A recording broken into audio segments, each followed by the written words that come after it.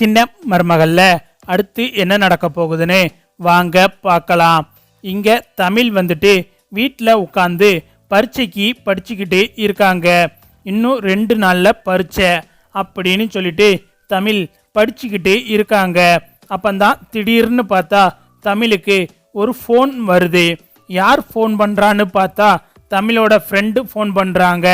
Phone பண்ணி தமிழே என்ன பண்ணுற அப்படின்னு கேட்கவும், நான் படிச்சுக்கிட்டு இருக்கேன் அப்படின்னு தமிழ் சொல்லவும், தமிழே நீ எக்ஸாமுக்கு படிக்கிறதெல்லாம் சரிதான், ஆனால் எக்ஸாம் ஃபீஸ் கட்டிட்டியா அப்படின்னு தமிழோட ஃப்ரெண்டு கேட்கவும், என்னது எக்ஸாம் ஃபீஸா அப்படின்னு தமிழ் அதிர்ச்சி ஆகுறாங்க.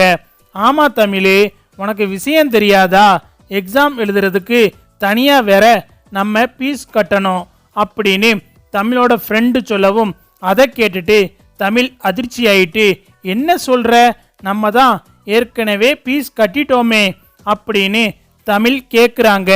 அது என்ட்ரன்ஸ் ஃபீஸ் மட்டும்தான், எக்ஸாம் ஃபீஸ் எல்லாம் தனியாக கட்டி தான் ஆகணும் அப்படின்னு தமிழோட ஃப்ரெண்டு சொல்லவும், அதை கேட்டுட்டு தமிழுக்கு ஒரு மாதிரி ஆயிடுது.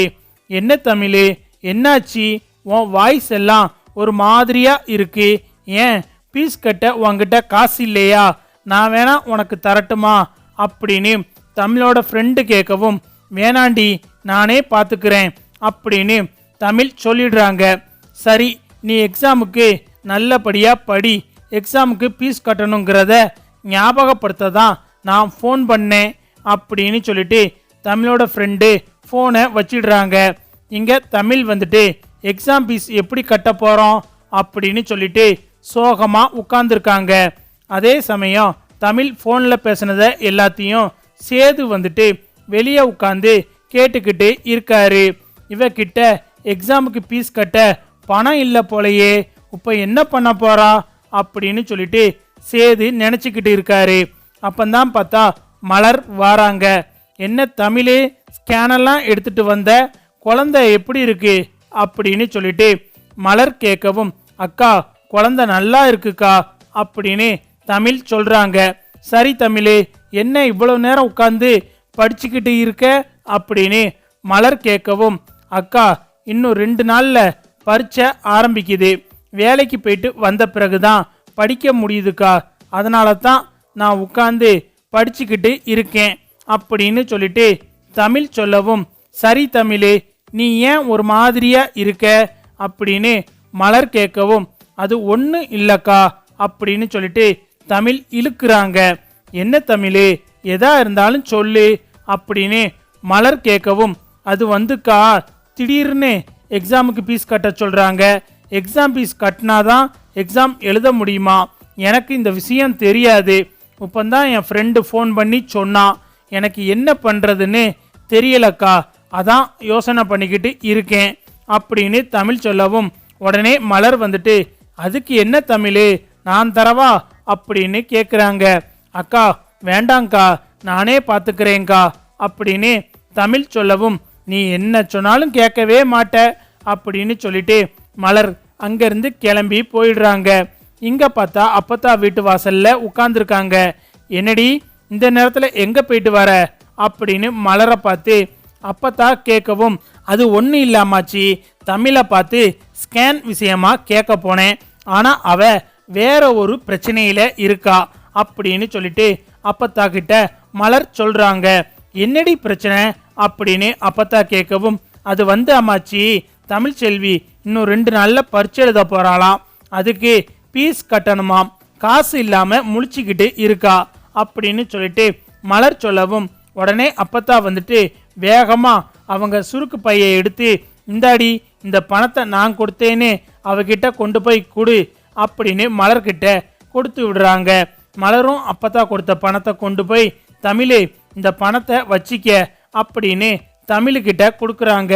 இந்த பணம் யாருக்கா கொடுத்தது அப்படின்னு சொல்லிட்டு தமிழ் கேட்கவும், இந்த பணத்தை அம்மாச்சி தான் உனக்காக கொடுத்தாங்க அப்படின்னு சொல்லிட்டு மலர் சொல்லவும், தமிழ் உடனே கிளம்பி அப்பத்தா கிட்ட வந்து, அம்மாச்சி நீங்கள் கொடுக்குற பணம் எனக்கு வேண்டாம் அம்மாச்சி, இந்தாங்க அம்மாச்சி, நான் எதுக்காவது வேணும்னா வாங்கிக்கிறேன், ஆனால் என்னோட படிப்பு செலவை நானே பார்த்துக்கிறேன் அம்மாச்சி, நான் உங்ககிட்ட பணம் வாங்கினா இந்த வீட்டில் இருக்கிறவங்க இதுக்கும் ஏதாவது சொல்லுவாங்க அம்மாச்சி அப்படின்னு தமிழ் சொல்லவும், என்னடி உனக்கு ரொம்ப கொழுப்பு கூடி போச்சோ, நீ பாட்டுக்கு உன் இஷ்டத்துக்கு திரிஞ்சுக்கிட்டு இருக்க, முதல்ல இந்த பணத்தை புடி அப்படின்னு அப்பத்தா சொல்லவும், தயவு செஞ்சு இந்த பணத்தை நீங்களே வச்சுக்கோங்க அம்மாச்சி, உங்களுக்கு என்ன ரொம்ப பிடிக்கும் அப்படின்னா இந்த பணம் எனக்கு வேண்டாமாச்சி அப்படின்னு சொல்லிட்டு தமிழ் அந்த பணத்தை திரும்பவும் அப்பத்தா கிட்டேயே கொடுத்துடுறாங்க. என்னடி இவ இப்படி பண்றா அப்படின்னு சொல்லிட்டு அப்பத்தா மலர்கிட்ட புலம்பிக்கிட்டே இருக்காங்க. இங்க தமிழ் வீட்டுக்கு வந்துட்டு யோசிக்கிறாங்க, ஹோட்டல் ஓனருக்கு ஃபோன் பண்ணி பணம் கேட்கலாமா அப்படின்னு சொல்லிட்டு ஃபோனை எடுக்கிறாங்க. அப்பந்தான் பார்த்தா ஹோட்டல் ஓனரே தமிழுக்கு ஃபோன் பண்ணுறாங்க. அண்ணே என்னன்னே விஷயம், நானே உங்களுக்கு ஃபோன் பண்ணணும்னு நினச்சேன் அப்படின்னு தமிழ் சொல்கிறாங்க. அது ஒன்றும் இல்லைம்மா, நான் திருப்பதிக்கு போகிறேன், அதான் கடைக்கு 2 நாள் லீவ் விடலாம்னு இருக்கேன், நீ ஒரு 2 நாளைக்கு கடைக்கு வர வேண்டாமா, அதை சொல்லத்தான் நான் உனக்கு ஃபோன் பண்ணேன் அப்படின்னு அவர் சொல்லவும், இங்கே தமிழுக்கு ரொம்ப ஏமாற்றமாக இருக்கு. நம்ம வேலைக்கு போனாவது பணம் கேட்டு வாங்கலாம்னு பார்த்தா இவர் என்னடானா திருப்பதிக்கு போகிறேன்னு சொல்கிறாரு அப்படின்னு சொல்லிட்டு, சரிங்கண்ணே நான் பார்த்துக்கிறேன்னு தமிழ் ஃபோனை வச்சிடுறாங்க. இங்கே தமிழ் யோசிச்சுக்கிட்டு உட்காந்துருக்காங்க. நம்ம இந்த பரீட்சை எழுதி முடிச்சாதான் அடுத்தடுத்த கட்டத்துக்கு நம்ம போக முடியும் அப்படின்னு சொல்லிட்டு தமிழ் யோசிச்சுக்கிட்டு இருக்காங்க. அடுத்து பார்த்தா தமிழோட காலேஜ் மேடம் தமிழுக்கு ஃபோன் பண்ணுறாங்க. என்ன தமிழ்ச்செல்வி படிச்சுக்கிட்டு இருக்கியா அப்படின்னு தமிழோட மேடம் கேட்குறாங்க. ஆமாம் மேடம், நான் படிச்சுக்கிட்டு தான் இருக்கேன் அப்படின்னு தமிழ் சொல்லவும், சரி தமிழ்ச்செல்வி, நீ இந்த தடவை நல்ல மார்க் எடுத்துட்ட அப்படின்னா உன்னோட படிப்பு செலவு எல்லாத்தையுமே அமைச்சர் ராஜாங்கம், அதான் உன்னோட மாமனாரே பார்த்துக்கிடுவாரு, நீ அந்த ஸ்காலர்ஷிப்பை தயங்காமல் ஏற்றுக்கிடலாம், ஏன்னா அவர் ஒரு அமைச்சரா இதை செய்கிறாரு, ஆனால் அதுக்கு நீ நல்ல மார்க் வாங்கணும் அப்படின்னு சொல்லவும், சரிங்க மேடம் நான் நல்லா படிக்கிறேன் அப்படின்னு சொல்லிட்டு தமிழ் ஃபோனை வச்சுட்டு நைட் முழுக்க தூங்காமல் படிச்சுக்கிட்டே இருக்காங்க.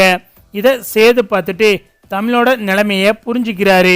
உடனே சேது வந்துட்டு கருப்பை கூப்பிட்டு, மாமா நான் உங்ககிட்ட ஒரு முக்கியமான விஷயம் சொல்லணும், அவ காலேஜில் பரீட்சை எழுத போகிறாளாம், அதுக்கு ஃபீஸ் கட்டணுமாம், அவ கையில் காசு இல்லாமல் ஒவ்வொருத்தர்கிட்டையா ஃபோன் பண்ணி கேட்டுக்கிட்டு இருக்கா, இந்த காசை புடி, நான் கொடுத்தேன்னு சொல்லாமல் நீயே போய் கொடுத்துரு அப்படின்னு சேது சொல்கிறாரு.